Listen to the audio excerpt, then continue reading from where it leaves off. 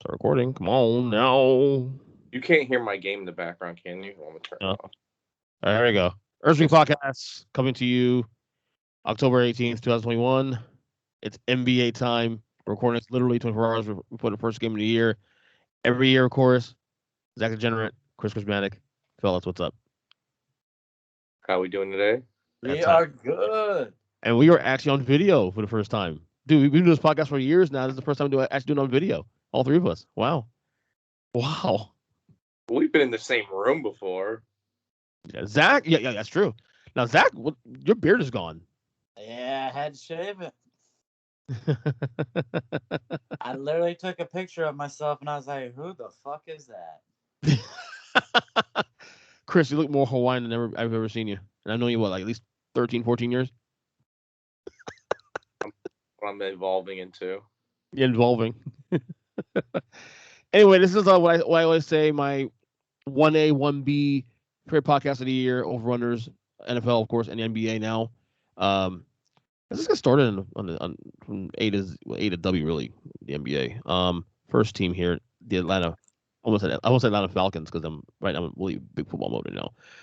Hold on, let me bring it up real quick. There it is. The Atlanta Hawks last year won 41 games, of course, 72-game season. Their over/under is 47 wins. Of course, this team went to the conference finals this past season. Pretty stunning way things played out in the playoffs. Their whole season was stunning for me because I thought they were going to be hot garbage. I mean, dude, they literally fired their coach in the middle of the year, and then it was going to go to conference finals. Like, seriously, dude. Yeah. How's that happen? Well, when you have Nate McMillan as an interim, it's not bad. No, he's a great coach, but I completely underestimated Trae Young. Yeah, dude, he became the big villain in New York. Like literally, I was literally getting Reggie Miller vibes watching that series in the first round. Because it's so funny because New York is the feel good story of the Knicks, the Garden, back in the playoffs, and all this energy, and then fucking Trae Young shits on them like nothing. Oh man, would they not pay any amount of money to bring him to New York with his style and swag? Of course, absolutely. So 47 wins is the number. They kept pretty much everybody, right? For the most part, right? So as teams that make it to the conference finals, they stay put and they don't really add anybody. They feel like our young guys are going to take the next step, and that's what's going to get us there. So their roster is essentially unchanged, except their backup center is Gorgie Jang now. Like, that's about it. And I guess that's an addition, right? They signed Kevin Huerter and John Collins, a big extension. Which, Yeah. Well, Collins is worth it. I don't know about Horner, but I like Collins. The thing is, though, like here's the thing. This is why I defend the signing to some degree. They're not a destination place for free agents. So you might as well keep what you can have. I understand there's a lot of money to commit to somebody like John Collins, who's he's not a star, but he's definitely a tier below that, and he had a nice playoff run too. I understand the need to hold on to him. I do understand that. So that's why I don't necessarily hate the move. But that being said, I think they'll be a pretty good regular season team. I'm gonna go over the 47 wins. I'm with you. I'll take the over just for better continuity and maybe Cam Reddish in his third year doing something for this team. Chris Cruz? I think based on the fact that there was so much upheaval in the Eastern Conference and they pretty much stayed put, I like that continuity and, Nate McMillan get another chance, a full year being the head coach. I like it. Yeah, over. Oh, nice. Okay, so we're on the same They're page here. the top 4 seed in the East for sure. You can lock that up now. So Yeah, and I think also too with the drama going on in Philadelphia and Brooklyn. Now that may not sustain itself by the time we get to April next, of 2022, but there could be a door open for them or another team, second tier team in what it needs to make some noise if those teams do fall apart, which is very very. Next team we talk about, Boston had a bunch of changes. Like there's a lot of teams in the Chicago overhauled the roster. A lot of these Eastern Conference teams, like they added some big pieces, changed a lot of things. Switch coaches. they're ones that kind of stayed put. And I think going into it, they kept the guys happy that they have. Yeah. Now Well, Andre Hunter, Cam Reddish, Herter, all those guys take incremental steps. And maybe John Collins getting paid, but I just don't like the fact that dudes like they built the team around Trae Young to allow him to run the car, which is great because at least with him, he's a very low injury risk. He doesn't play to contact. He doesn't go into the paint much. Like he's probably not going to get hurt. He's not even like a big jump shooter where like he gets off the ground. So he's not even going to roll his ankle landing on somebody. Like chances are he's never going to get like seriously injured in his career. Mm-hmm. So like that aspect of him being the guy, like, you're probably not going to lose him. So just devoting a lot of money to like Clint Capella and John Collins up front. And neither one of those guys truly can create their own shot. They're more finishers. Like John Collins, he can stretch it out now. Now he has a legit 3-point. 40%. You still need someone to create for him. He's not going to just take the ball off the dribble like KD and fucking launch threes. Like, he's the type of guy that, Trae Young's going to kick it out to him when they spread the ball out, and he's going to make plays. But to devote money to guys who cannot create for themselves will always be like a handcuff to me. Like, I agree. That I agree with you. Yeah, but how much did they devote to Collins? $100 million. 120, Not that crazy. 120 million. It's not that crazy when you think of what's being thrown out there. Yeah, and again, the situation is that they're not a destination place, so they have to commit to some degree. Some of these places, like you're stuck with like Utahs of the world, and that they're the same, which is weird because Atlanta, you think Atlanta would be somewhere you want to play at, really, but maybe Trae Young changes that. Maybe Trae Young changes that dynamic in the next couple of years. Who knows? Magic City's always open, my friend. That's right. Okay. You teased a little while ago the Boston Celtics, of course. Last year they won 36 games, made the playoffs in the play-in, and then they lost to Brooklyn in the first round. Their over/under for this year is 46 points. Lots of changes here, of course. No Kemba. Kemba's gone. They added Dennis Schroeder. Still got Jason Tatum. Still got good, nice little core there. This is a team that. Really. I mean, Brad Stevens also not there anymore. Well, he's the president now, right? Or GM, whatever the fuck he's doing now. Yeah. Yeah. I'm gonna go under on this one, but I do think they can be frisky. Still, they're still a playoff team.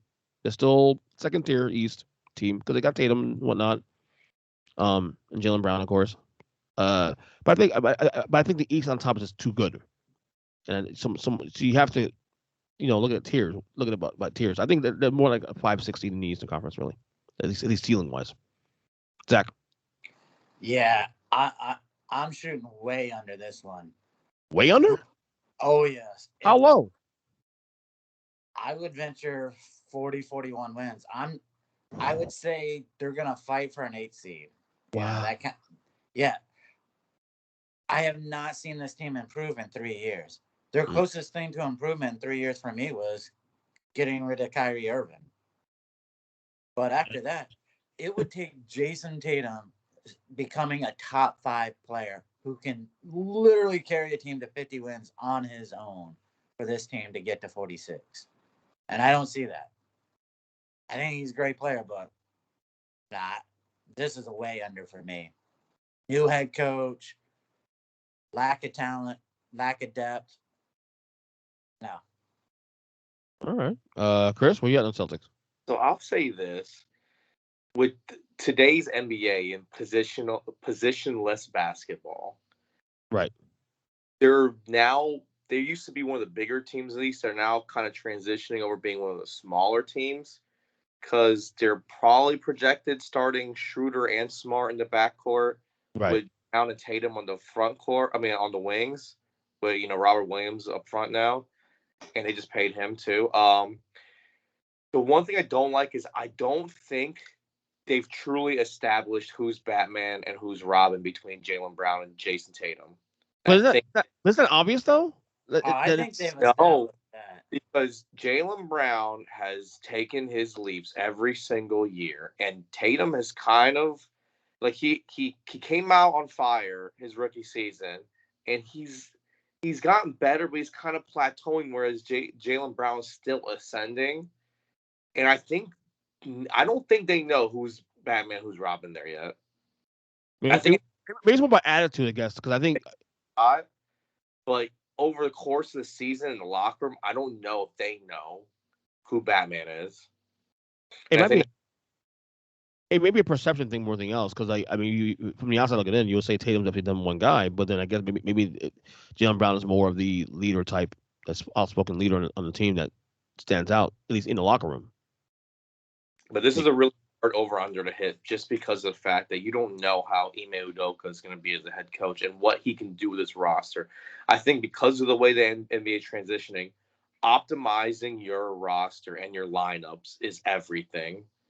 And if they can put together I mean, their depth, I think, is not as bad as you think it is, Zach. I think you get back Al Horford.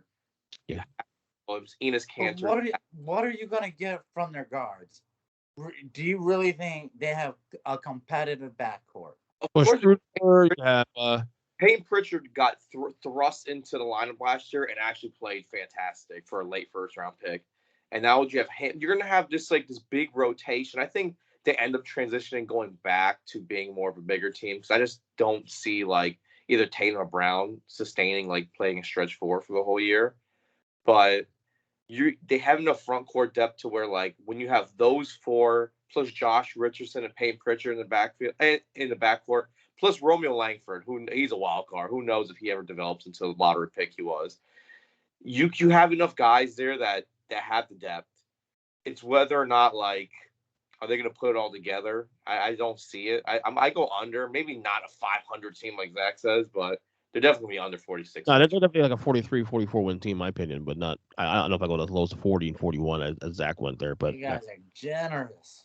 Well, they have enough talent to go over the hump. That's the thing. They got enough talent on that roster to at least get to 43, 44 wins. I been there for at least 4 years. Like between Tatum Brown, Marcus Smart, Robert Williams, like those guys have been there. And Al Horford coming back, Enes Kanter's coming back. All those guys have played there. Like they know Boston. Yeah, but Horford's good for maybe 20 minutes a game. Right. He's not going to be able to play in New York whatsoever, so scratch that. Oh, and you're getting a motivated Dennis Schroeder, who just fucking obviously, gave money away because he decided to test the market, and the market was saying no. I remember when Schroeder was in Atlanta, he wasn't a great point guard. The only reason why he looked like a great point guard last year was you hadn't Anthony Davis and LeBron James. No, I think he's definitely good enough to start. He's average at best, and Smart can't shoot at all. All he is defense. Oh, he has his games. I will say the Celtics are one of those teams I'm looking at this year to see where the needle moves this year with Boston. Anyway, next team here, we have the Brooklyn Nets. Here we go. Last year, 48 wins. Of course, it's also a 72-game season. The over-under right now for this year is 55.5. Of course, we can't talk Nets without talking about drama. And Kyrie, your boy, Zach, Kyrie Irving. As right now, it's not reported to the team because they said either show up or don't play. Which I love, by the way, for the record. Absolutely. And as long as they're keeping his money, does this even put them over the cap now? Will they even have to pay a luxury tax? I don't know. That's the one thing I want to know is with a guy like that, and you knew you were already paying a luxury tax, does it even affect your tax bill now? But I think with James Harden and Kevin Durant, I'll take 57, 58 wins. So I'm almost over talking about Kyrie, other than I think he's a flat earther. This idea of I got to do my research, and this guy as soon as he hears one person saying my cousin had this reaction, bullshit. You're making stuff up because you just don't want to get a vaccine. There's an argument to be made that even if you take him out of the equation, that they are still as good, not better. I think they're better. Harden and Durant. I'm taking the under though. Here's why. Not because it's not good enough, obviously. I'm taking the under because I'm expecting someone to get hurt again this year. Not for a long time, but it's like a couple injuries here and there, knickknacks and whatnot. I think Durant will get hurt a little bit. This is normal for Durant now. He gets hurt a little bit here and there. Might miss 10, 15 games here, So that alone will probably put the team at an under. But I think they'll be like, they're still, arguably if in the playoffs, if they're healthy enough to get through the through the spring, obviously I've seen James Harden carry a Houston team that did not have anything other than one other player. So, but maybe James Harden, takes foot off the gas a little bit this year because obviously you need all the energy for the end of the year, which he wasn't available for either himself. So I'm going to take a slight under just because of that. They're the new ring chasing team. Like, bring on LaMarcus Aldridge, bring on Paul Millsap, bring on Blake Griffin, bring on everybody who wants to chase that ring. I mean, Blake Griffin was there last year, but yeah, and he played well. Guys want their chance to ring chase, and this is their best opportunity to do it. The Eastern Conference is a lot weaker than the West. I mean, come on in. You got without Kyrie there, you still have a Patty Mills coming off a great, him at international play is another story. Like when he plays for that Australian team, like he just looks like a world beater. He looks fantastic. So you got a confident Patty Mills coming out of the Olympics. Still add a guy like Javon Carter for depth, and you got Joe Harris with no pressure now. That's gonna be huge for that team. What do you mean no pressure? What do you mean by that? He's coming off the bench. He's looked at as at best now the number 3 scorer because of Kyrie being out. Well, Kyrie that makes a massive difference in a guy's mentality. No, he's still gonna be a starting 2 there. James Harden, like the not on the expected depth chart. He's right now the 6th or 7th man on that team. Right. But I think for the pure fact that we got to see, I'm assuming that Kyrie Irving will get the backs and he'll be in by 2 weeks into the season. I don't see him being out for that long. Like I said, I was asked a question, what the odds do you see him missing any games? How many games he'll miss? But 2 weeks? Okay. Zach, what do you think Kyrie comes back? I think he plays sometime after January when New York lifts the moratorium on it. You think he'll stick to his guns until January? Yeah, he doesn't care. I think he sees this as an option, as a way to make money in the end. He can say he's doing it for all the workers who've lost their jobs. Bullshit. He's looking at it as a way to make money in the end. That's an interesting perspective, actually. Okay. Well, we'll see what happens there. All right, next team here, we have the Charlotte Hornets. So last year, of course, won 33 wins. Actually, we're in the playoff hunt until the end. Their over-under this year is 38.5. LaMelo Ball was balling that last year. The Hornets definitely surprised us. Didn't surprise you, Kris. I think, Kris, you were a little higher than the Hornets than I think all three of us were. Yeah. Kris loved their team. Yeah. I just think you guys underestimate Scary Terry. Yeah. No, I like Scary Terry, actually. I like Scary Terry. I underestimated Ball. I did not see him being anywhere near as good as he was. Lonzo who? Just saying. Yeah, Lonzo who? But you know what? The East is better this year. I'm gonna take a slight under on this team. Now they can still make the playoffs though. But I'm gonna take a slight under on this. 38.5 wins. I can see 38-44. Short with 8 spot. But and playing's happening this year too also. So definitely an opportunity. So I'm gonna take under though. Zach? Maybe it's because I feel like I'm gonna try and say I've learned my lesson a little. But I'm gonna take the over. Oh, okay. Yeah. I felt like they played great as a team.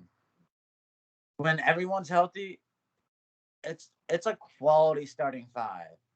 And you have three bright spots behind it. So between Oubre, Washington, and Bridges, I like it. Kris, you gonna pile on this one? Are you gonna double your efforts on this year? You know what's funny is I think that half game is what costs. I think they win like 38 games. See, there we go. See, like just under. Like yeah, same way too. Under because LaMelo Ball couldn't stay healthy. It's an issue. He is still slight of build. I mean, we'll see if he puts on as much weight as necessary. But Gordon Hayward, who knows how long he lasts. I mean, I love the additions to their team. I love this more of like a addition by subtraction for them because they got rid of a ton of guys this year. Like they really rehauled that roster, and I think it's for the better. Obviously, losing Devontae Graham's an issue, and letting Malik Monk walk and stuff like that. But I like the way the team is heading. I think finally, for the first time since like the beginning of the Kemba era, I think they have someone to rally behind LaMelo Ball. Not saying he will turn into the guy they need him to be, but I think the team finally has a direction and who they're going to build around. Because I feel like that was missing for a very long time. So I feel like there's hope for the fan base, and there's a direction for the team to go around, and they're going to start building around LaMelo Ball, and we'll see what happens. But I think they're just right underneath. Like they'll be a middling team in the East, kind of contending for that play-in game spot, but still coming up short. Just there, 38 wins. Yeah, definitely frisky. All right, next team here, the Chicago Bulls. Last year, won 31 games. This year, the over/under is 42.5.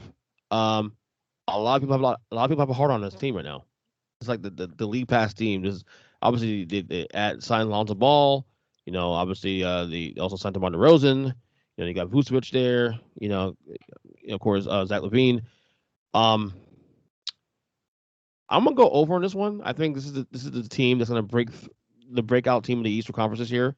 That no one. Well, I can't say no one because people are talking about this team, but I think this is the team that's gonna break out and make things interesting in the Middle Eastern Conference. So I'm gonna go over this team slightly by 43 wins. Zach? Well, I feel like third time's a charm for me because ever since Zach LaVine got there, I've been rooting for them to be a playoff team. Yeah. Or at least be in playoff contention. You traded for Vucevic, so you traded for 20 points, so that's going to help a little. You bring in DeRozan, who can play defense, and that's another 20 points. So with Lonzo Ball, where he's going to be asked mainly to be a distributor and probably guard the offensive number one guard on the opponent's team. Right. This is setting up for a contention of the 4 or 5 seed in the Eastern Conference. I think. Wow. You see going that far. Okay. Kris? How do you not talk about the biggest free agent signing, which was Cruz God? Like, his athleticism is just going to take them to the next level. No, for guys, bring in guys that know their role. Caruso is not coming in as a free agent signing to take anyone's job. No. He's there to come off the bench and provide and be a fan favorite. But you need guys like that. I think the most interesting aspect, and even like the Derrick Jones Jr. trade, you get rid of a guy like Lauri Markkanen, who was like a bright spot as a younger player, but you don't know what he was going to be. They drafted Patrick Williams. Markkanen became a bench player at that point, and he wasn't really accepting it. You trade for a guy like Derrick Jones Jr., might not have the potential, but he understands his role of what he needs to be for the team. So I think those can help out. The interesting move, though, was bringing Lonzo Ball because you took Kobe White in the top 7, and he wasn't a bad player. No, I thought he was going to have a breakout season last year. Now you're relegating him to your spark plug off the bench. Top 10 dudes don't like that. So how that plays out will be interesting. I think Billy Donovan being the coach will help smooth that out. Patrick Williams balled out in the summer league. Clearly, after 1 year, you can just see that he's already like that man. So him playing that 4 with everyone else demanding attention, hopefully he kind of breaks out. You two FSU guys should be rooting for him, but I am. Of course. It's one of those things where he's a defensive. He's going to be an all NBA defensive player soon. So you would think that him not getting any attention, he should be the guy that flourishes this year. We'll see. I mean, I'm also one of those dudes had to hyping up the fucking Bulls for year after year after year. Maybe with Billy Donovan there, he will correct everything, and this rock take it to the next level. So you going over too? I'm going over, yes. All right. So this team does not deserve a sidebar. So let's go quickly with this one. The Cleveland Cavaliers, over/under 26.5. Last year they won 22 games. I'm going under. There's nothing to talk about here. Under. Next. Zach? I'll take the over. You're telling me With an extra 10 games and a better roster, they can't pull out an extra 4 to 5 wins and get over it. In that conference, though, that's much improved. Yeah. You're asking for 5 more wins from last season with an improved roster. To me, the math just tells you have to take the over. I feel like there's a bet going on here too. You're not gonna come up. You smashed this all in on the over. Are you kidding me? JP Bickerstaff knows what he's doing with his roster. Their depth out of control. I don't even care if Evan Mobley busts. You still have Kevin Love there. You still have Jared Allen there. Hell, Lowry Malkinen's could slide right in. Let me ask this: did they get 15? Okay, so since you guys are so sold on the over-under here, do they get 30 wins? Absolutely. Ooh, okay. 30. It's gonna be pushing 30. So what you're saying is this over-under is a steal? You have Colin Sexton, dude. You know how many guys under the age of 20 averages 24 points in the league? Like him and Darius Garland together in that back court. Finally, I think they're putting it together. And you bring a guy like Ricky Rubio for that veteran assistance, and you still have there and Lowry Markkinen hopefully turns his career. You know, he's something. If he's just stretch four, he's a stretch four. But guess what? He has a guy like Kevin Love to mentor him now there. And you think I was questioning this number was pretty high. I see why the number is high now. Listen to the roster. You guys ran down. I was like, oh shit, better than I thought. Yeah. I'll stick my under though for the time being. Just for argument's sake, in case maybe Zack would do another side bet. McDonald's. I don't know. All right, next team here rather. Dallas Mavericks. Over/under is 40.5. Last year they won 42 games. Luka. I remember saying at the end of the year that for the first time in about 13 years, there's no clear cut. Well, longer than that, there's no clear cut best player in the league. You can name 7 guys right now, and you can make a case for it. And Luka's one of those 7 guys. No. A lot of no. What we mean? No. I'm not saying he is. I'm saying he's definitely in the top 7. He's in the discussion, 100%. Yeah, he's in the discussion for being in the top 7. No, he's in the discussion in the league right now. No, I'm not saying he is. There's no clear cut guy. I mean, we say Durant, we can say LeBron, you can say whatever, Giannis. I don't know. You can say Durant, then you can say Giannis. That's okay. None of the other guys in the conversation play defense anymore. LeBron doesn't. Like Durant doesn't. Like none of those guys. So you can't take that away from Luka being a not as great defensive player anymore. Like at one point, oh man, these guys are 2-way players. None of those guys at the top anymore are 2-way players. Except for what I'll say though, Kris. Though this is gonna be the first of the year now. If they don't get past the first round of the playoffs, this is gonna be the first year that Luka gets some real criticism, nationally. I think. I'm gonna go under slightly on this one. 47-48 win team. The West is too damn good. Yeah, I'm with you. I'd even go 45-46. Okay. They are a guard-heavy team. Mm-hmm. And, guards make up this league and shooters make up this league now, but you got to have rebounding and some sort of inside presence.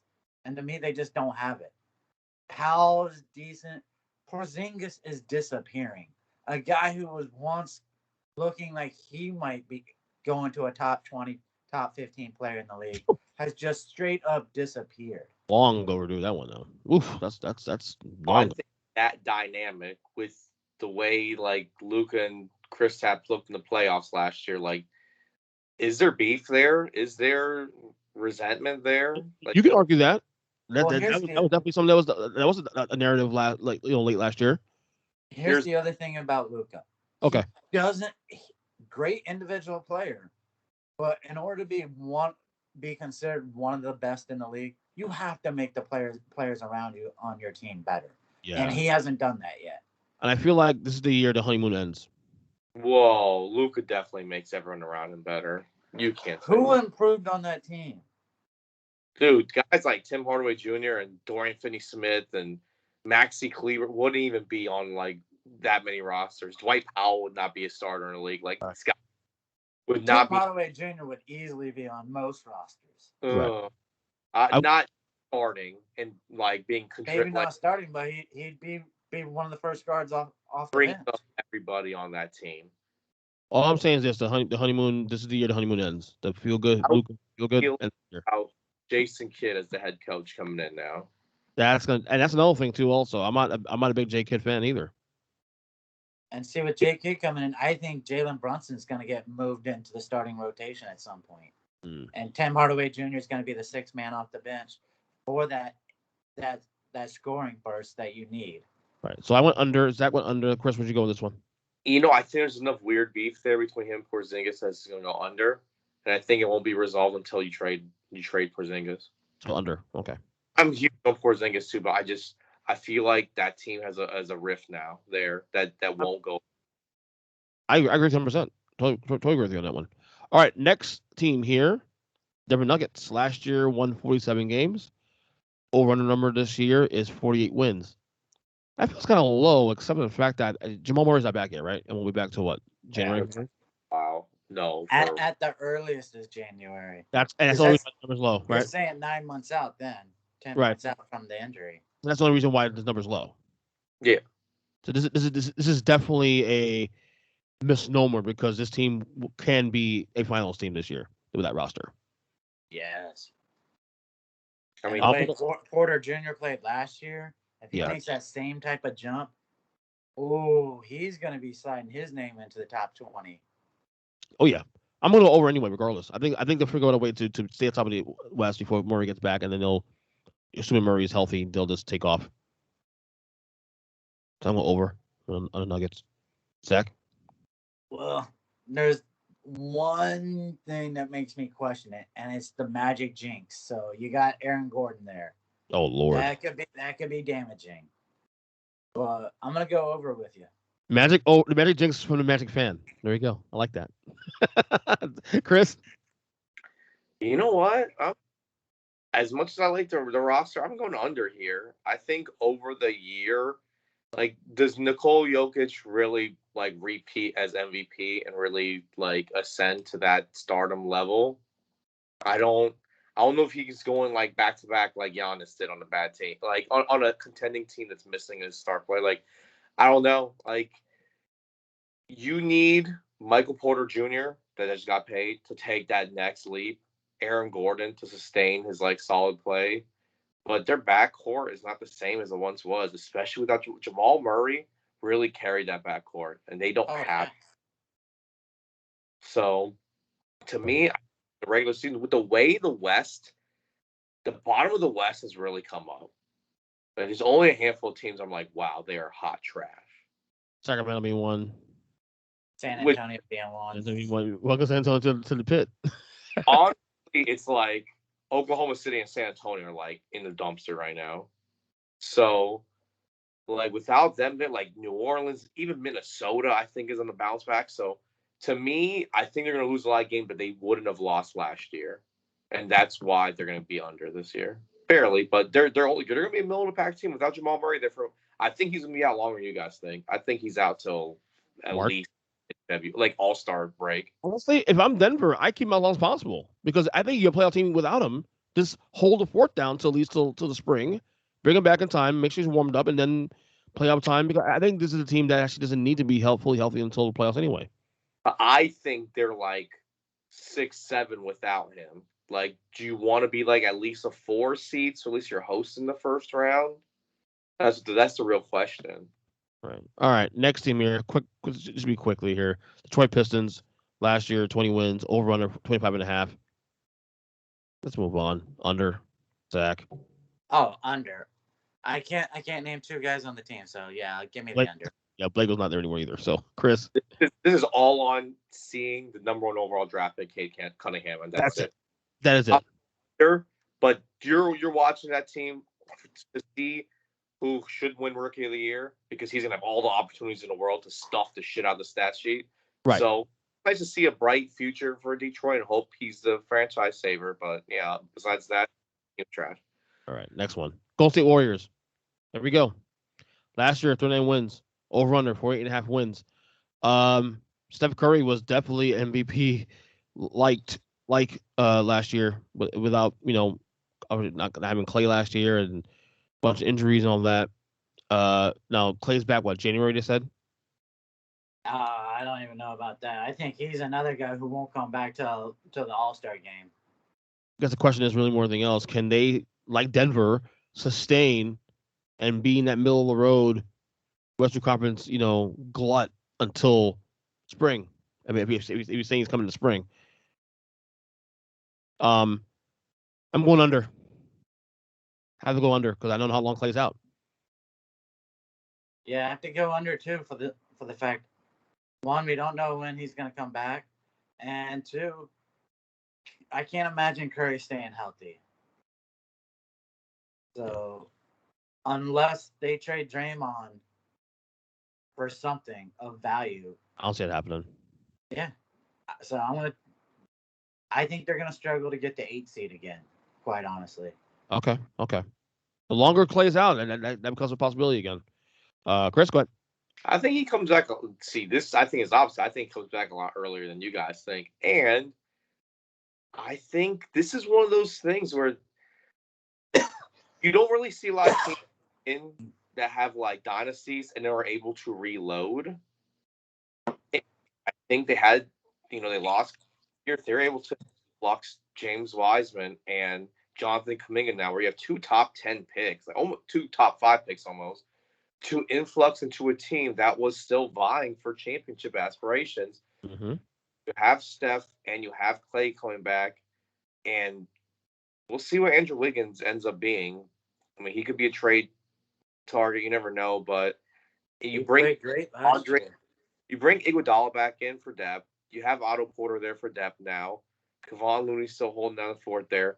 They have a more solid team they've had for the past couple of years, and if these young guys can step up, and with them being lottery pick talents, I do see them. I do see James Wiseman being a great player. Yeah, but he's out the first couple of weeks, so then you got to figure it's going to take a couple of weeks to get back into game shape where he's useful. I see this team. It's going to be right there. They're going to be right there. If it all works out, man, I think they go. Man, I don't want to say over. I see him like right at 48, 49, like right there. But I'll go under just because if these guys don't get healthy enough in time. But I'll go I think they're right on the cusp of being right over again. And they're like a year away from being like a serious championship team caliber team. Oh, wait, this Monday game is nuts right now. Yeah. All right. Houston Rockets last year won 17 games. This year, the over-under is 26.5. This is a quick one. Under. Let's go. What are we talking about here? Zack? And who they have? John Wall? I'm going to go under, but I almost don't want to. I think with just what they have in their second pick overall and Jalen Green, you put them with Christian Wood, they can do some special things, I think, those two guys together. But first year out the gate together, yeah, I'll take the under. And in a West that's too damn good. I mean, there's too many good teams out there. Someone has to be in the bottom. Kris? Oh, yeah, it's a super under. Talk about rookie of the years. This guy, Jalen Green, is probably going to shatter scoring like records because he's going to get every opportunity to put it up for sure. This guy just green light to just jack him up. So are you telling me this is an underrated? This is going to be an underrated league pass team to watch? Oh, it's going to be a fun. I don't even exciting though, not at all. Oh, okay. All right, next team here. This is an interesting team here. A very interesting team. The Indiana Pacers. Last year, 34 wins. Over under 42.5. They actually extended Malcolm Brogdon today as well too. This team is one of these weirdo teams that you don't want to count out, but they're not great, but they're not bad, and they definitely are kind of a spoiler. I'm gonna take a slight under in this one. I think they're more of a 42-40, 41-41 team, honestly. Slight under. They're another for those frisky Eastern Conference teams. Better than Charlotte, not as good as Boston, kind of thing. So I'll go under in this one. Zack, what you got? I want to take the over because I think they're gonna be competing with like Boston and Charlotte for that 6th, 7th, 8th seed in the Eastern Conference. And I'm a big fan of Sabonis. I think the kid's is gonna continue to grow. So give me the over, especially with Carlisle coming back. I feel like there's gonna be bringing some good vibes to that. Okay. Kris? I like them bringing Rick Carlisle back. I think the team's going to be a lot healthier this year than they were last year. I think health was a huge factor. I like their pickup, Torrey Craig. Low-key, bench player. He can fill in the starting. A lot of people get hurt. The key is, can Miles Turner and Sabonis coexist in the front court and finally take the next step? Like, can these two guys really work together and turn into the players that they should be and carry the team defensively? And hopefully Caris LeVert comes back healthy, and because he's a game changer for them. He is a fantastic player. Oh, yeah, he is. I like him. And don't sleep on Quis Duarte. They're the 13th overall pick. I like the depth overall. In the East, it's easy to be there because a lot of these teams just don't have that core. These guys have, they haven't played together on the court, but they've been on the team together. I like it. TJ Warren is who he is at this point. He's not going to, light the world on fire, but I see it over. At 41's being 500, 42.5 being 2 games over 500, I'll take it. Is it the over? I'll take the over, yeah. Okay. All right. This is going to be interesting here, conversation right now. The LA Clippers. Last year they won 47 games. Went to conference finals, of course. Over-under this year is 44.5. Obviously, it's that low because of Kawhi Leonard, who may not come back this year. We don't know. I guess just like Kyrie and just like everybody else we mentioned, did we see Kawhi this year? Oh, I say no. I think no also, too. I'm leaning towards a no. Kris? Only if they're in playoff contention. Well, I mean... Well, then we're not seeing them. Well, here's the thing. I'm taking the under in this one. But they'll be in that play-in, 8-seed play-in atmosphere. Because, Paul George definitely wrote some wrongs last year in the playoffs. But I just don't know, obviously not having Kawhi. It's a good roster, but you take away the best player in that team, it's a big gut punch. So no, I don't know. Give me under this one. I think there's still a 42 with Paul George, 42 win, 43 win team. I just can't see him crossing that 44 win threshold. I want to say they can be a 500 team because there are a few really crappy teams in the Western Conference you're going to get to beat up on, but I honestly don't think Paul George can even drag them to 500. So I'll take the under. Kris? If they're in the East, I say they're a 500 team, and Kawhi comes back and they can shake it up. In the West, story. If they secure like the 6th or 7th seed, Ty Lue should be coach of the year. Man, if they make the playoffs, he's got to be up for contention. Like, I don't see like Terrence Mann. Like, he had some good games in the playoffs. I don't see him like taking the next step.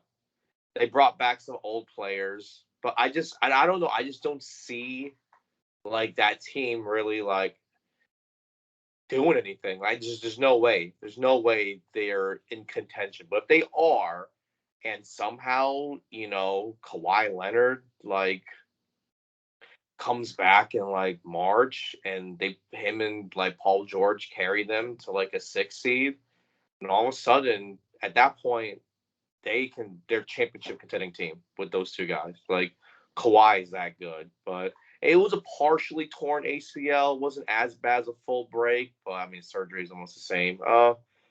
I just don't know if they're out of it. No, you don't expect Kawhi to come back. Right. All right. Next team here, staying in Los Angeles, you have the Lakers, who last year won 42 games. The overall number this year is 52.5. Of course, they added Russell Westbrook to the mix. I worry about this team long term because LeBron was year 19 for LeBron now, 18, 1 and 2. Meanwhile, you got Anthony Davis who can't stay healthy, save his life. That's the thing now. You got to cater for that. To me, the swing is this simple, and we saw it play out last year in the playoffs. or last 2 years rather, really the 1 year calendar really. When AD is healthy, they literally are the best team in basketball. When he's not healthy, one and done. So play out in a span of like 8 months. I'm gonna go over on this one. Obviously, I don't think they're close to 60 wins, but I think they're close to a 54, 55 win team. But I worry about the health going forward. I might. To me, I wouldn't necessarily like. I would say they're the favorites to win the West. So we win the championship. But at the same time, it's like, is AD healthy? That's it. If he's not healthy, it doesn't matter. I don't give a shit Westbrook's there or not. If AD's not healthy, this team is done. It's just that simple. Zach. Yeah, I'm gonna go the other way. It's not AD being healthy. It's LeBron James. If LeBron James can stay healthy, and Russell Westbrook, he's gonna play even if he's hurt. So I'm not even worried about that man missing games. I think they contend for the number 1 seed in the Western Conference. So I want to take the over, and I feel good about it because even if someone goes down, like Anthony Davis, you have a nice backup. If Baseman goes down, yeah, you can slide Anthony in for a while and have him play at small forward. So I think it works. So we both have you over. Okay, Kris? Yeah.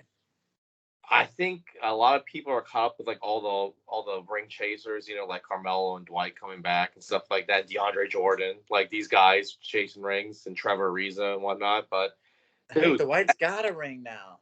That Kendrick Nunn signing and Malik Monk, these are 2 guys that are about to enter like closer to the prime of their careers, and to get them on the cheap, that's going to take them to that 54, 55, 56, close to 60 win territory. Yeah, the Kendrick Nunn signing was huge. Like that's, they needed a good shooter, and I think the one thing he can do in the regular season will always get you there. Russell, with those 3, they're built for like the regular season. Whether or not they can do it in the playoffs, I don't know. And that's the question. Like I don't worry about them winning 52 plus games this year.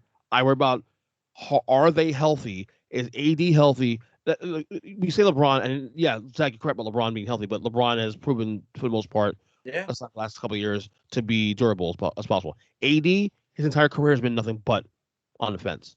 AD could be the best power forward in history of the game, but we don't know that because he's always he couldn't. He could never be the best power forward. He's certainly skilled. He can have the best skills ever for the NBA. It doesn't even matter because he's not even healthy to figure it out, so it doesn't matter. Let's not forget about them getting Rondo too. That's a big move to them too. Yeah. Again, it's about the playoffs. Are they healthy in the playoffs? I'll say this though: LeBron James is right now probably their best 3-point shooter, and that's the only thing they gotta be concerned about. Is Caldwell Pope KP still there? Oh, no. Yeah, I think he's gone. He's gone. Yeah, he's gone. Yeah, lack of shooters might hurt them. In this league, you need some shooters. So, but he's a gunner. But Nunn's a gunner. Like those guys, Wayne Ellington, like those guys shoot. Wayne Ellington can't shoot. Ellington can shoot. Come on, he was in Miami a couple of years. He can shoot. Yeah, none can, but he's coming off the bench. That's what I'm saying. Well, all those guys, they have the depth and everything there, so they'll be fine. Like I don't have nothing to worry about them. Did you see what LeBron said though earlier today? That playing less doesn't help him stay healthier. I think I was taking one of those guys. I remember he used to think it was the other way around. So he's saying, "Oh, I don't need less minutes. I'll be just fine." So we'll see. He's the old man now, man. Come on. All right, this is for you, Kris. Your Grizzlies. Memphis Grizzlies. Last year won 38 games. This year, Order is 41.5. You guys went to the playing game and lost. I'll go over. I like Ja. They also signed Ja. They gave an extension to Jaren Jackson today. Yeah, what did you think about that, Kris? 100 mil? Oh man, he hasn't been able to stay healthy. He's good when he plays, but he hasn't been able to stay healthy. This is one of those moves that if he doesn't stay healthy, it your cap for the next 4 years. Of course. So I'm gonna hold out hope and say he is a new age, super athletic stretch four who can change the game with Ja. And you bring in Steven Adams, I dig you bring that toughness that you need in the West, especially. But just I like that trade. I like bringing a guy like Steven Adams in. Go back to that grit and grind with him and like Brandon Clark. Like they have good depth up front. We give Jock. I'm assuming he makes his first All-Star game this year. It's just so tough, but I think the team's gonna be. They're gonna be at least a 500 team. Give them that. Yeah. So you going over? I'm gonna go over, but will they take Over? it max level? No, they're not gonna be like in the top. They're not gonna be hosting any playoff game, that's for sure. But no, still got ways to go. I think they had a home run on their draft. Getting Zaire Williams, I think that was a massive steal for them. And when you need that kind of offense coming off the bench, that's great. Maybe Jared Culver, he continues to grow and he can put up meaningful minutes. But I'll put it to you this way: for a small market, I don't want to jinx you, Kris. So I'm going to take the under. For a small market team, a guy like Jared Culver is the only way you'll ever win it. Trade for like bust top 7 picks from other teams and hope they can get back to their old selves. That is the only way, because then you're organically creating your number 3 between like Ja and like Jaren Jackson. Is like, and you have a guy like Dylan Brooks, but then you get a guy like Jared Culver or Zaire Williams, that just come out of nowhere. Because Jared Culver was a 6th overall pick from just a couple years ago. So if he can all of a sudden be that top 10 pick, now you're taking it to the next level. But you need guys like him to just come out. And I don't see that happening. But if a guy like him does hit, it's the only way small market teams ever make it out. Right. All right, here we go. The greatest franchise in history of sports, Miami Heat. Sorry. Last year won 40 games. This year the over/under is 48 wins. This is my cue for me to wax poetic about the Heat. I'm actually gonna go under here because I think they are they're not gonna prioritize the regular season. I think they're gonna make sure to stay healthy. They're gonna kind of be like the old Celtics back in the 2010 Celtics kind of vibe. But they're gonna be the dangerous team in the playoffs once they get in. They're a 47-win team, in my opinion. Tyler Herro, I mean, he's been balling so far in the preseason right here. If that translates into him playing well during the season as well too, that could change things. But I just think this team is more so a playoff team, more so than winning 50+ games. So I'm gonna go under this actually. I know he fans think I'm crazy for saying this, but whatever. I'm not a homer either. I mean, initially I wanted to take the under, but then I was reminded of the fact that you signed Kyle Lowry, and that dude is a winner. He knows how to make everybody a winner around him. So that's funny though. I'm gonna have the cojones, unlike you, to actually take the over. Zack, isn't this funny though? Like literally 3 years ago, a span of 3 years when he won a title in Toronto in 2019, that we were making fun of this fucking guy, and now all of a sudden, now the last 3 years, we're like, oh, Cowher's a winner now. This is so weird, dude. I never made fun of the guy. Everyone made fun of DeRozan because he would choke in the playoffs. Right. He was the number one reason why they couldn't do anything in the playoffs till they got Kawhi there for that one season. But I've always thought Kyle Lowry was better than what he was being given credit for. And if Tyler Herro can carry over the preseason to the regular season, I really like the team. I'm not gonna lie to you, man. I miss Goran. I understand why he did the move, and I'm still kind of on the fence on the money they gave Kyle Lowry, but it is what it is. Like I think Kris and I were talking about this. We were talking about on our group chat when the moves were made back in August. About the money and whatnot. I'm like, I like Kyle Lowry. Just the money is I can't get past the $30 million a year. Like, that's a lot of money for a guy that's 36 years old. Yeah, that's the thing. $30 million for this year or even just next year is one thing, but when you start going 3 and 4 year contracts for guys at that age, that is a tough price tag right there. Yeah. I mean, I think every guy down here will tell you that Tyler Herro's development is going to be the make or break of this team. It's the truth. Like, See the difference between bubble heat and non-bubble heat, and it's based upon Tyler Hero's regression last year. I think an underrated thing we have to think about is this is still the second smallest offseason in NBA history, but now you're putting in the Olympics this year, and Bam went over there and played. Yeah. I think that hurts him a lot. I don't think like Jimmy Butler declined the invitation to play because he knew this is going to be a short off season again. I'll play the Olympics, you're not going to be ready.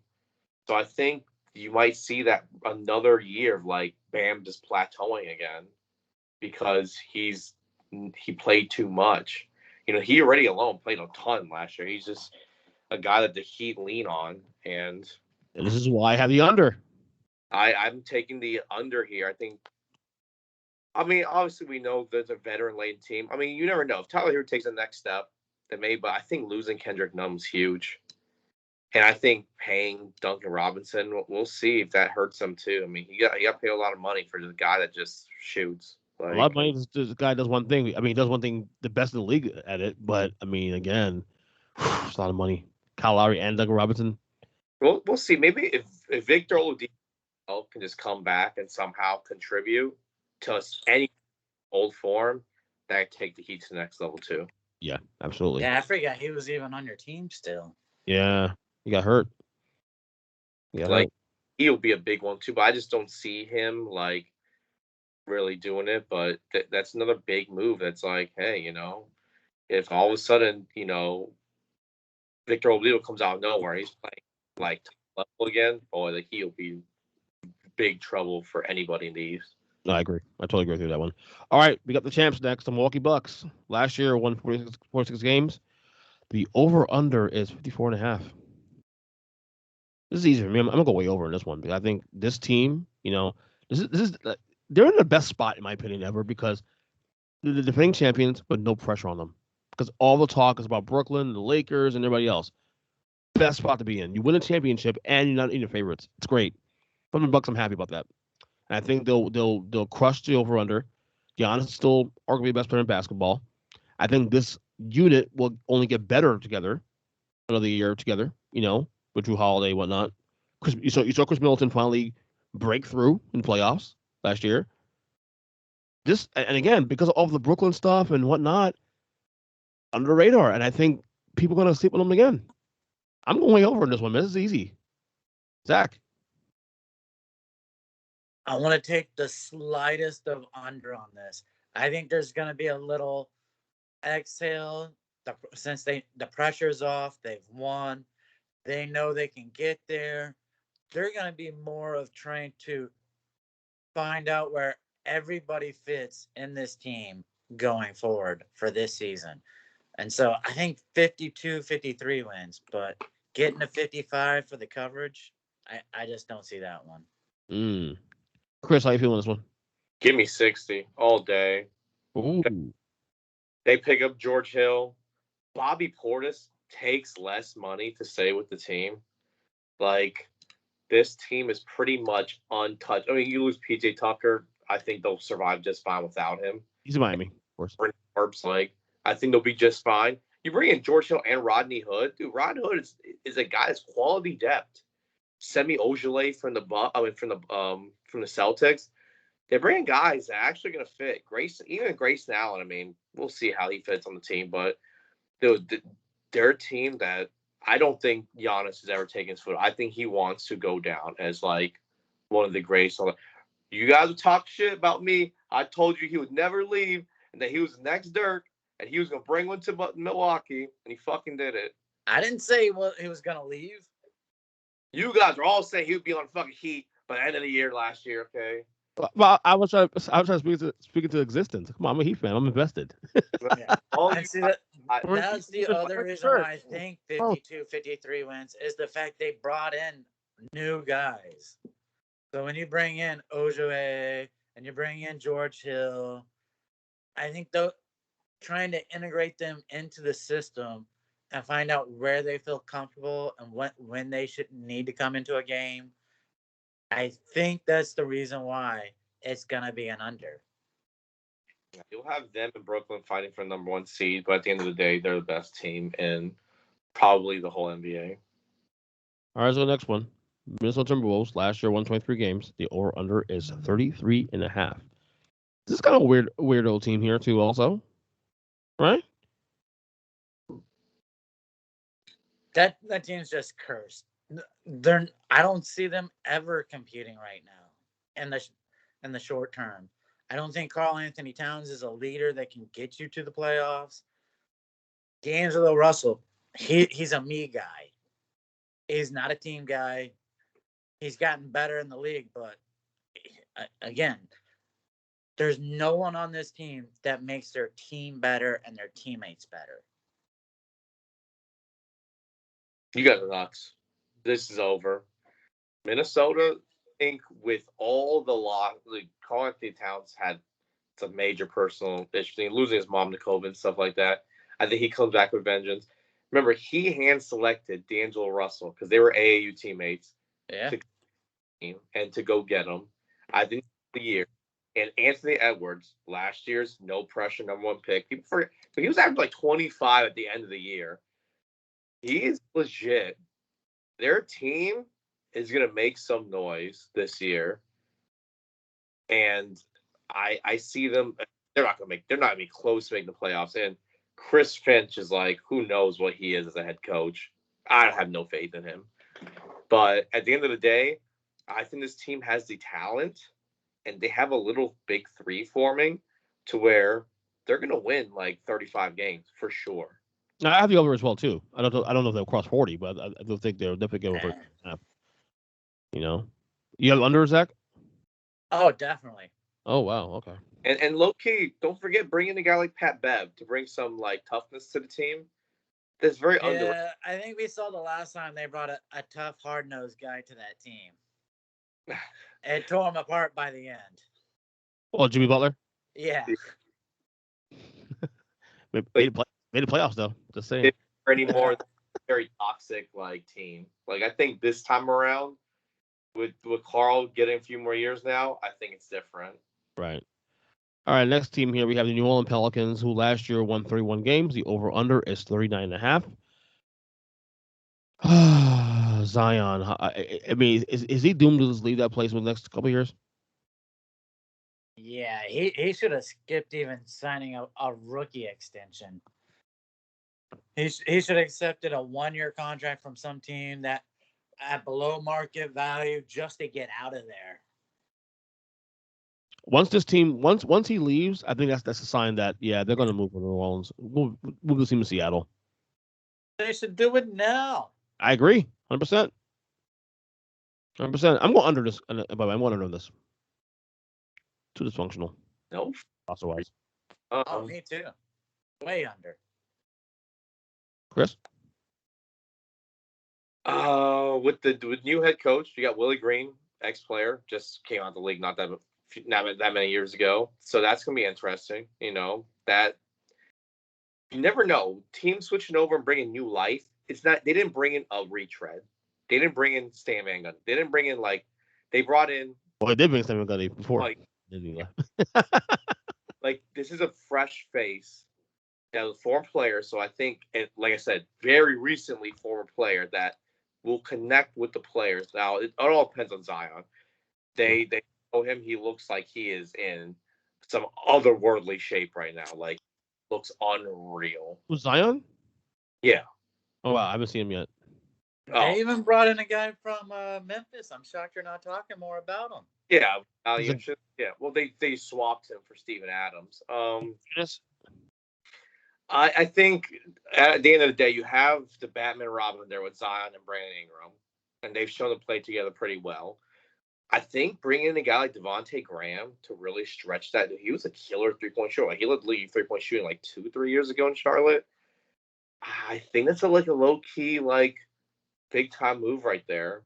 I think they can put it together. Now, at the end of the day, the value interest thing is weird because, if you're going to move on from Steven Adams, you're kind of saying, I'm going to put Zion at the 5 and go in that direction.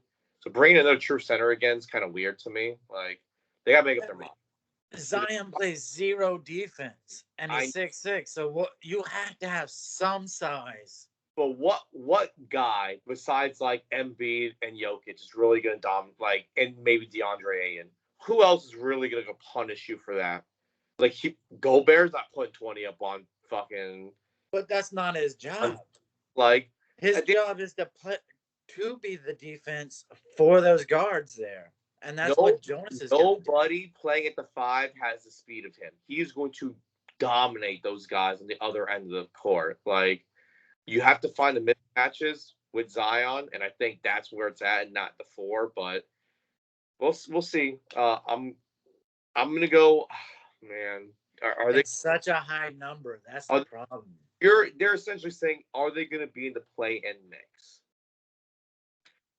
Well, will they?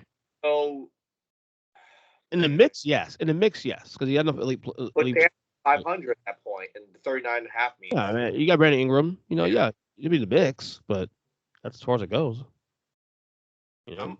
Here's a side bet. What's the over/under on how many games Zion plays? Oh, misses, I say. Yeah. See? And that's a key factor right there. Of course. He lost weight this year. Like, it all looks like I'm going to go over. I think they're going to win 40, 41 games. Brave. He's trying to be brave. Look at Kris with the balls, man. It is a guy who thought he was going to be a bust. Let me say this, though, Kris. Zach, Kris has a good track record with this kind of stuff with Charlotte. Remember last year? So yeah, I know. It's a good track record with this stuff. Okay. Everyone gets right once in a while. That's very true. All right. Last year's feel-good team, the New York Knicks, Zack's favorite team in the whole world. Dude, I'm a big fan for once, and I hate all New York. So I know you do. Last year they won 41 games, shockingly. This year the over/under is 42.5. Of course, Tom Thibodeau, second year. They got Evan Fournier. They got Kemba Walker. They re-signed Julius Randle. So, let me suspense out of the way now. I'm taking the over in this, obviously. They won't be as good as they were last year, I think. I think there'll be a little bit of drawback, but I think they've had some good talent there. I like the Fournier move. I like the Kemba Walker. I think Kemba will get a little resurgence here in New York for another year or two. But they won't be a top 4 seed in the Eastern Conference like they were last year. That was an anomaly. Let's stop that. Are they a playoff team? Yeah, I can see them making the playoffs. Maybe close to a play-in type situation, but maybe we'll see what happens. But I'll take the over. I'll take the over this one.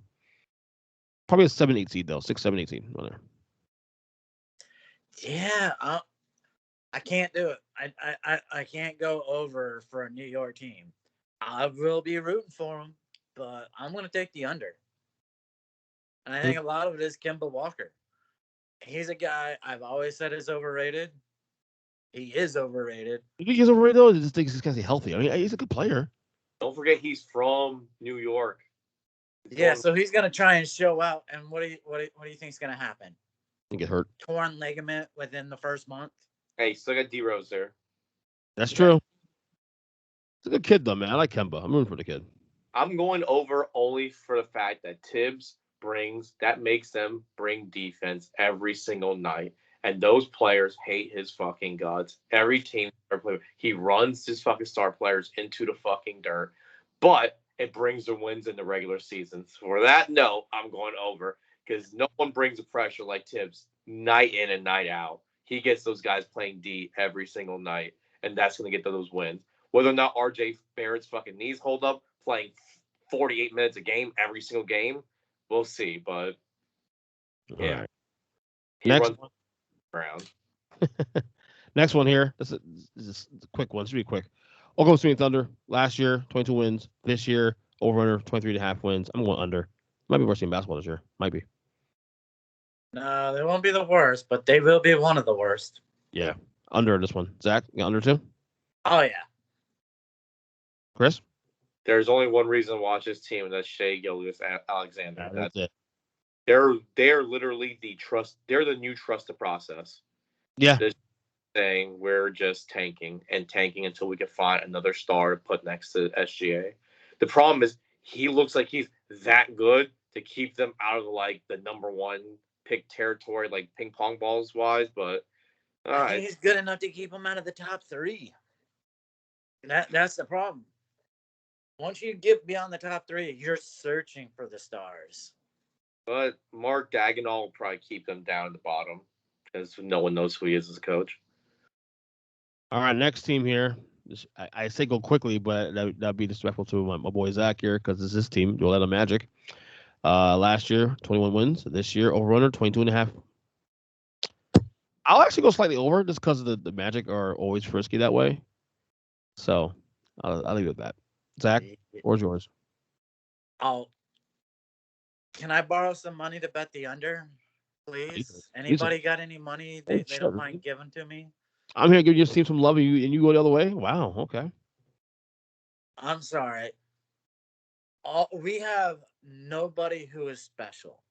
Maybe Jalen Suggs will become something, but for me, I think Jalen Suggs at his best will be an average NBA point guard. He's going to be 15 and 7. And when you have no other scorer on that team, no one who can take over a game, it's not going to cut it. The only reason why I think we win more than 20 games is the fact we're in the East. And so I think maybe we win 21 for blackjack. But I would say they're competing to be the worst team in basketball this year. Oh, okay. Kris, Orlando. Oh, for the brothers, you got Moritz and Franz Wagner on the team now. Like, that's a good combo right there. It's like that's probably better than Marcus and Markieff Morris. Like, but they play the exact same way. They're duplications. It is kind of funny that they got both guys like that. You brought in 2 top 10 picks, and Jalen Suggs' con revenge tour. He's hinting that he's going to make every team, the other 4 teams, pay for not taking him. And I like that swag coming in. Him and Cole Anthony. Cole Anthony came in super clutch last year, making some big time plays down the stretch. I think. He wants to go like 22 really low. Oh my God. Do you really think they can win 23, 24 games? It all comes down to whether or not Jamal Mosley's a real coach or not. Like, when you bring in these guys have never coached a single NBA game, is this dude legit? And if they win, if they go over, he's a worthy coach. If he goes under, he's the next Brett Brown. So that's how we'll go with that. I'm gonna go. Oh my God, they can't be that bad. I don't think they're historically bad. I'm not saying historically bad. Like, just 16, 17. I went over. Wins is like historically bad. Kris, I went over. You can do it. Over? 23 wins. Over. Okay. They covered by that half game. There we go. Exactly. Go some balls. There we go. Next team here. Here we go. Philadelphia 76ers last year won 49 games. This year, over under 51.5. Ben Simmons reported to the team last week and practiced with the team on Sunday. So, what does that mean? Are we getting the Ben Simmons experience as we've gotten for the last couple of years, or is this just a way to him to showcase a trade? I don't know. I'm taking the under this one, to be honest with you. I think there's too much. There's just too much volatility right now with this team right now in the immediate. They're still a good team, but I just think that to have faith to them to get into the mid-50s wins right now based on this situation is just you ask a lot. And I know Embiid has been healthy for the most part most of the last couple of years, but he might still miss 10+ games. So just saying, under. Yeah, I'm taking the under, and it's for this simple reason. The only reason why Ben Simmons showed up is so he can say he's got an ankle problem. He's going to make sure he gets his $8 million check that he's supposed to get, because you can't say, oh, we don't believe you're hurt, because he can just fake the injury. Yeah. So he's there, and he's not smart enough to realize that I want to get out of Philly so bad. Maybe I should show out and prove I'm no longer scared to even shoot a 3. Like, for Ben Simmons, his goal, if he wants to get out of Philly, game 1, jack up 10 threes. Just jack them up to say, you know what? I am no longer afraid to even shoot. And I think that would be a world of difference, but I don't think he's smart enough to try and say, I tried to get better this offseason. With all that was going on, I still worked on my game. I still practiced my shooting. I worked on shooting threes. No, you know what? He's there to say he's injured and get paid. Kris? Man. I want to say 100% under just because it's a dysfunction. But man, like, that roster is pretty damn good. Like, you bring in Andre Drummond, and if he has any juice left in the tank, he could most certainly fill in for Joel Embiid if he gets hurt, when he gets hurt. And, like, Tobias Harris, he's just so... You're either getting a big game or nothing from him. Like, it's so weird. A guy like him, he just, like, disappears from time to time. Danny Green, he's great. Matthias Thybulle really showed out, man, for Australia in the Olympics. I think that confidence that international play is really going to, like, you're going to see it. He's more than just a one-way defensive player now. He's not just Tony Allen. Like, I think he's going to take the next step forward, and you're going to see that. But even Tyrese Maxey as a lotto pick last year, showing out, like, they've got depth, man. Like, they've got lots of depth, but bringing in Drummond, you know what that did? Fill up the floor even more for Ben Simmons and force him to have to shoot. And it's not what he wants to do. 10 threes ago. Embiid would love playing with Drummond because it lets Embiid stay outside where he loves to be. But someone was telling me that Drummond looked like shit. Like, getting out of weight. Yeah, I mean, he's not the best, but I think he can fill in for him. I'm gonna go. I mean, I'm gonna go under just because of dysfunction. Like, you just don't know if they do make a trade. Like, do they just at some point do they just give in and say we'll just take any trade at that point, or are they gonna hold out and not make the trade and have this like weird tension on the team the whole year? Like, I'm gonna go under, but barely. It'll be like a 50-win team or 49. Yeah, I'm in the same boat too. All right, next team here we have the Phoenix Suns, who made the NBA Finals last year. They won 51 games. Their over-under this year is 51.5. Easy over for me here, obviously. What they do in the playoffs is what I want to see. Can they sustain? Can they do what they did last year? Now, they caught a lot of breaks last year. That's to be clear. They caught the AD break in the first round. They caught the Jamal Murray break in the second round. Caught the Kawhi break in the conference finals. So, but they are looking for a good basketball team. I feel like this is the one team that can actually learn from last year's like finals meltdown. I feel like this is the team that can actually learn a lot. So I'm gonna go over on this one. Kris? Man, I kind of see this like, I don't want to say it, but I kind of see this like Miami Heat kind of like Off the gas. They gave it their all. You gotta remember, like I said, second shortest turnaround for the season, and Devin Booker in the Olympics afterwards. That's gonna hurt him, man. Like, I know he's young, but between like the Olympics and like Kendall Jenner, man, that's gonna sap all his energy. And I think Jenner. DeAndre Ayton's like contract stalling out is gonna really affect him that much. I'm glad they did not pay him, because with all that's happened in his career so far, I don't think if he's going to take a stance that I just want the max extension or nothing. I hate when players do that, and he thinks he has all the leverage in the world. Like, he's going to get like max deals that are a restricted free agent next year. Like, I don't see it. Like, yeah, no, I think he's going to shoot himself in the foot like Dennis Schroeder did. Be that bad, but I mean, he got steroids ready. Going from $200 million down to $100 is kind of like that. We'll see. You know, if Chris Paul gets hurt, we'll see if he can actually sustain those same numbers without a guy spoon feeding him every bucket. And I will say this: at least they bring in Shaq and the full Hall of Famer JaVale McGee. And is Mikal Bridges going to take the next step? Because for them to win, he needs to be like essentially like Devin Booker and Ayton's like 1-2. Chris Paul and Mikal Bridges have to be like the third star combined. Like Chris Paul at this age now, I don't think he could be like the number 3 guy. But like Mikal Bridges, he was a top 10 pick. They trade up to get him. Like he has to prove he was worth that top 10 pick. And he's not just like some middle of the road 3 and D guy.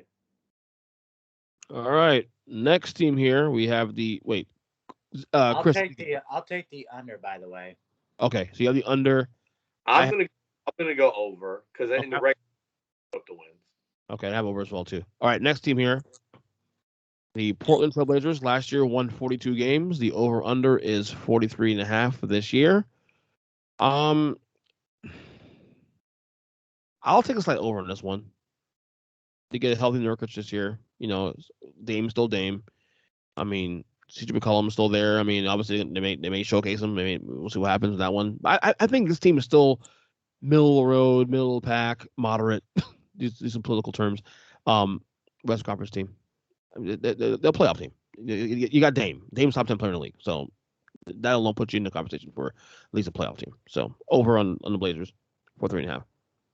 Yeah, I've got to take the over too, just because it's such a low number.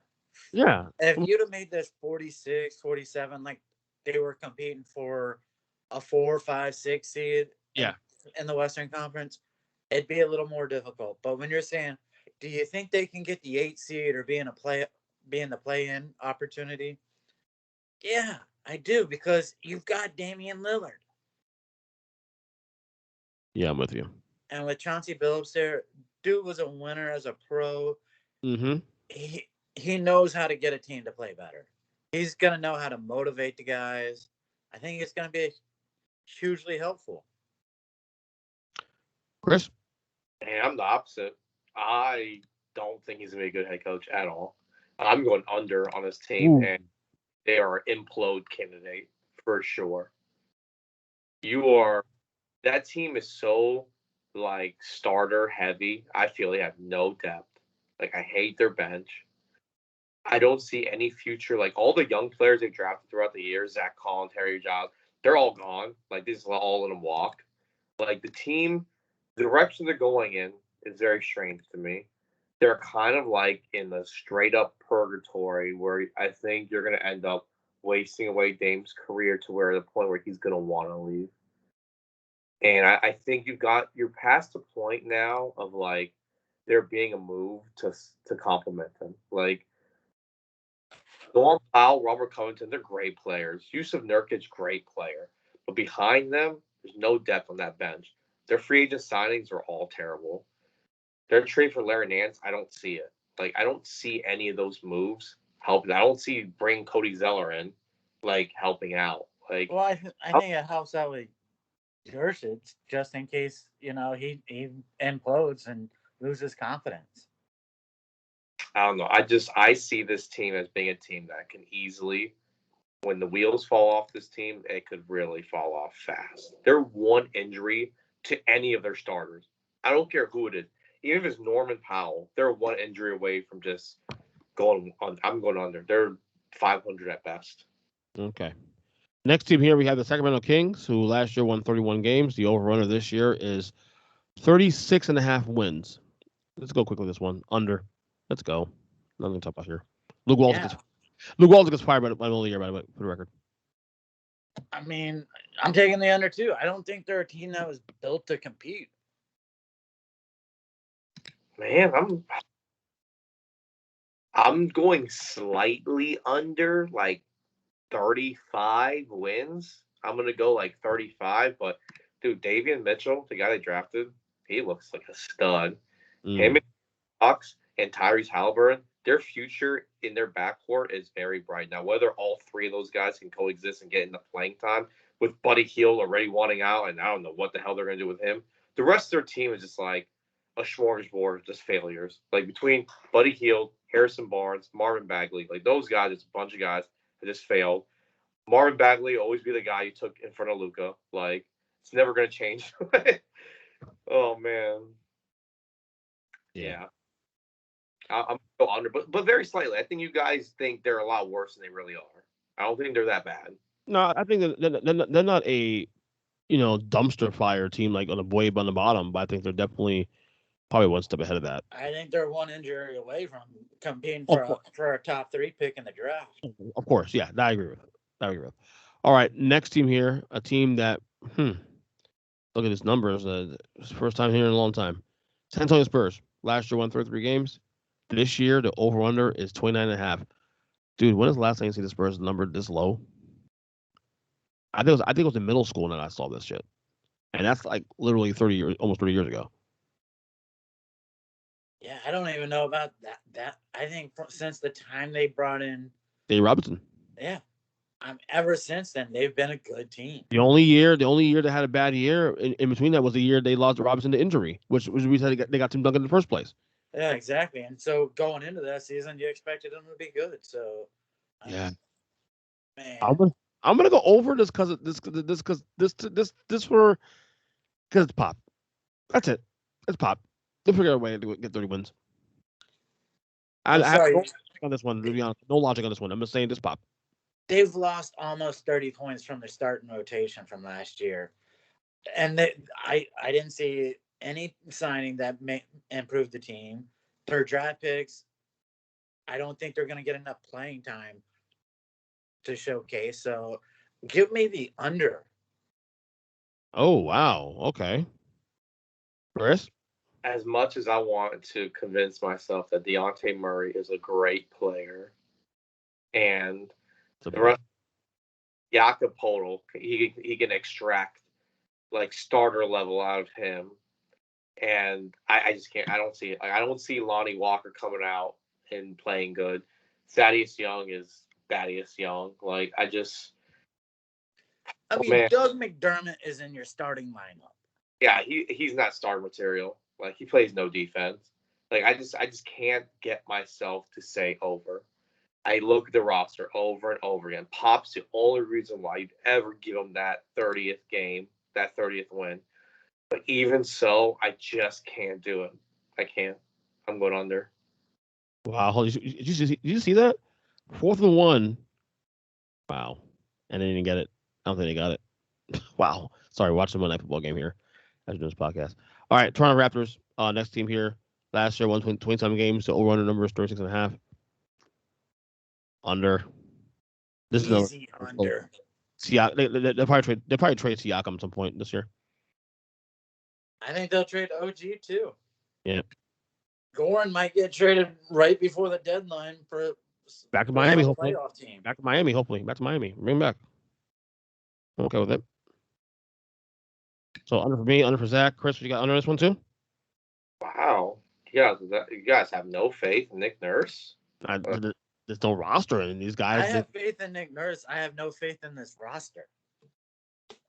I mean, Fred VanVleet's a good player, man. I think you guys forget about that. And Malachi Flynn played great last year. You have Goran as some depth. I mean, up front is where they're hurting. Besides, like, Siakam. I mean, Precious Achiuwa was a good player. I mean, that was a steal getting him in the sign and trade for Kyle Lowry. I mean, I think that's a low key. That's a big hurt for Miami to give him up. Oh man, I think Nick Nurse is like top 5 coach in the league. I'm going over. He's definitely in the conversation. There's not a question. I just that roster I'm not really a big fan of personally, and I think there's a way they make it only because of him. That's the only reason why. Okay. All right. Next team here. We got 2 more to go. The Utah Jazz. Last year won 52 games. This year over-under is 52 wins. I'll go over. I mean, the roster's great. Love the coach. I mean, they're definitely a great regular season team. No one questions that. It's everything else after that. So, 55 wins. It's a lock. So, Zack?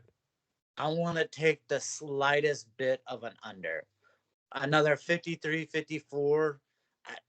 But I think that's it. Conley got another year older. And that was the name I was trying to think of for Suggs. I think that is the best that Jalen Suggs will ever reach is being Mike Conley. Mm-hmm. So, but with this team lives and dies on Mitchell as a scorer. Kris? They put up the W's in the regular season, man. Like, they beat all the teams they have to beat. I go over, but man, this team will always be hamstrung by a guy like Rudy Gobert's contract. Like, you can never pay one-dimensional players like that much money. You can't. Can't do it. Like, why does every player in the NBA have to be a shooter now? it's not. You can't create for him, so you cannot pay a guy who cannot. If you could create in the post, if you would be able to just dump the ball off to him, and he dominates in the post, but it takes giving him the ball to begin with in the post. When you have Donovan Mitchell, he doesn't want to give up the ball once it's in his hands. No, he's a good finisher, but he cannot create for himself. He never has his entire career. He can't even do that shit when he plays for fucking France. Like, he's just not that dude. Like, he can put up he gets 20-point games when, he gets he pick and rolls and catches lobs. But besides that, I mean, fuck. The guy doesn't even get 10 shots a game. Hassan Whiteside, who's on the team now, is a better offensive player than Rudy Gay. And that, I mean, as better than Rudy Gobert, and that's just going to hurt them in the long run. They're a team that's going to they are the old Atlanta Hawks. They will be a top 3 seed during those LeBron years every year when they had ISO Joe and Josh Smith and Paul Millsap, and they're going to flame out in the first, second round of the playoffs every single season, no matter how healthy they are, just based solely on the fact that their roster composition will never win championships. And they're going to waste away Donovan Mitchell's career. And finally, last team here, we have the Washington Wizards. Last year, won 34 games. This year, over-under 33.5 wins. At what point does Bradley Beal say, I'm done? This season? You think so? Yes. Kris, you think so? He's saying all the right things right now. He's saying all the right things. I'm here. I'm committed. I'm happy to be here. Wants out, and there's a trillion teams that want him. Like, the market is so hot for him. They are strictly choosing to hold on to him. It's not because of the suitors. It's not like a Ben Simmons thing where it's like, oh yeah, we just don't have the trade. Like, there's probably a million trades for them to get equal value back. They just want to have a guy there that the team and the city can rally behind and say, yeah, I want to go to a game and see that. And you know what? Maybe bringing in one of their franchise's best player ever, son, to coach the team might be the difference maker. Who knows? But I think they're forgetting, man. That trade with the Lakers, I mean, granted, Kuzma does not look good, but the rest of, like, getting Montrezl Harrell and, like, KCP with, like, you hope that Hachimura playing in the Olympics can get some confidence and come over here and take the next level. And, like, Spencer Dinwiddie coming back healthy. Dinwiddie's a 20-point per game player for a playoff team. He took Brooklyn to the playoffs, being a 21.5-point scorer. Like, him and Brad Beal can do some things in a weak East. I think you guys gotta have a little more faith in them. I'm gonna go. I mean, if they went over the win total with 10 less games, how can you not take the over there? Because the point guard is all at a level below what they had last year. That's why. Oh, man. Russell Westbrook, for all of his problems, still knew how to win games. I know, but the style he played, I think their overall depth. If Kyle Kuzma can even be close to what he was his rookie season, they're definitely winning 34 games. 100%. Well, I'll say as much. I just had under. I'm gonna go over in this one. I think they get 35 wins this year at least. They're going over. So there's enough good players in that roster to get to 35, 36 wins, especially in that conference. I'll say no because I also think Bradley Beal gets traded during the season, and once that happens, full-on tank job. So. Yeah, that's the one thing hanging over there. If he decides, like, I'm done. then that changed everything. But I'm gonna go ahead and say over for the time being because I think that's good players on the roster to get to 35 wins at least. So, all right, before we get going, MVP prediction. MVP, who wins it? I got KD.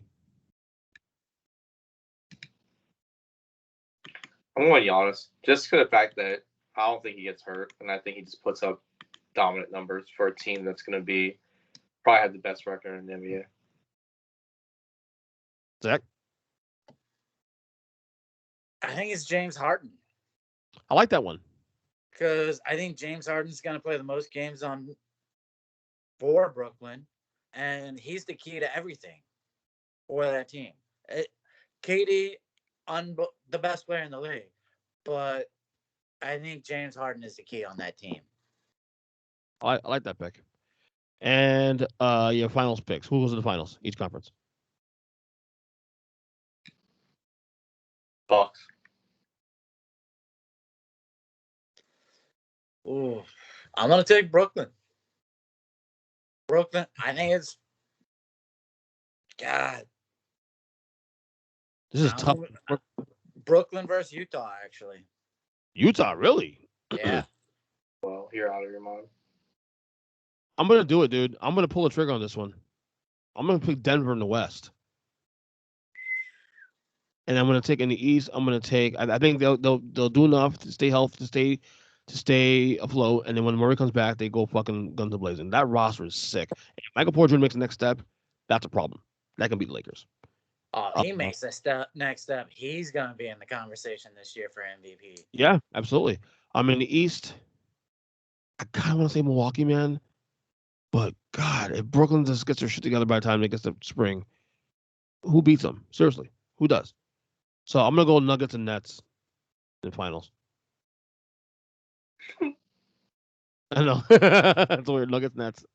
So who's Milwaukee playing in the finals, Kris? Oh man, I don't want to say it, but You're gonna say don't not say the Lakers. I think somehow, some way, the Lakers put together and make it out of the West. I don't know how. I don't know how the fuck they're gonna do it, but with that roster, LeBron. That's it. And I just have no faith in Frank Vogel. Like, no, seriously. Do you know who I don't have faith in? I don't have faith in Anthony Davis staying healthy. That's that simple. but as long as he's healthy in the playoffs, that's all that matters. Yeah. Well, good luck with that. That happened last year. Yeah, but I don't know why. I just look at their bench. I feel like they compose like they got the best mix of like ring chasers. Like they got the guys like the right. Oh no, I agree with you, but at the same time, you're asking a lot. I mean, again, if he's not healthy, it doesn't matter. For me, I can't believe they got like a prime Malik Monk and Kendrick Nunn to bypass. Where's this Malik Monk love coming from? That's what I want to know. Because of Charlotte pick last year. That's what. Type of thing that's like, to me, it's like, man, I don't know how they get these young dudes to take less money and ring chase earlier in their careers, and then they go out for the big payday. I guess that's the. But it's a LeBron effect, man. The LeBron discount.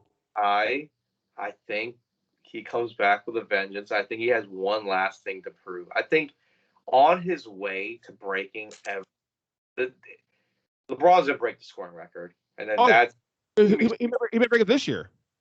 It's gonna be not this year. He's too far away on points to do it this year. But I think he needs that to solidify his like GOAT argument, and I think somehow they get to the finals. I don't know if they win, but I think you got Lakers Bucks. Yeah.